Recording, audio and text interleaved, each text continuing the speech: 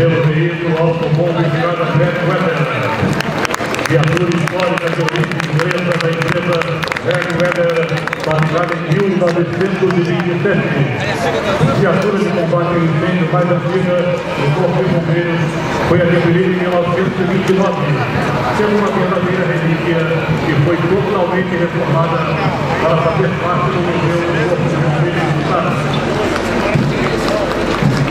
Temos agora a participação em cada do palanque aqui do CIT, transportando o comandante da 2ª Companhia do 1º Batalhão, que comanda o grupamento motorizado.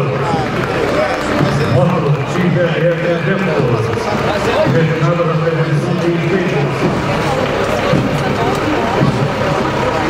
Veículos para a vistoria.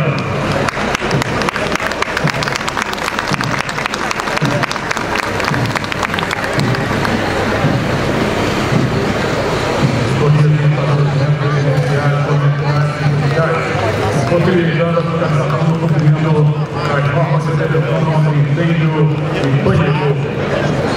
Viatura de perícia. Realização de perícias de incêndio e explosões em locais de sinistro, sobretudo em regiões de difícil acesso. Viatura da Defesa Civil, destinada à prevenção, preparação e resposta ao desastre.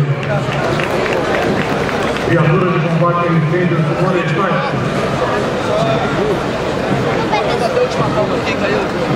A seguir, a presença da viatura de resgate.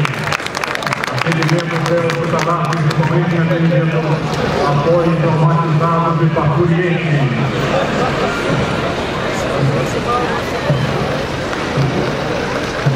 Autobus de salvamento leve.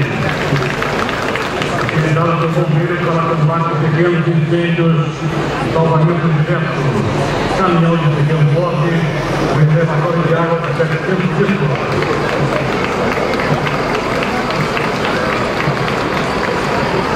Autobombatório de salvamento, capacidade 4.000 litros de água, incêndios urbanos e florestais.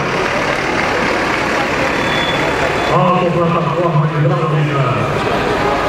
Ele foi montado na Finlândia em dezembro de 1995. Uma vez de salvamento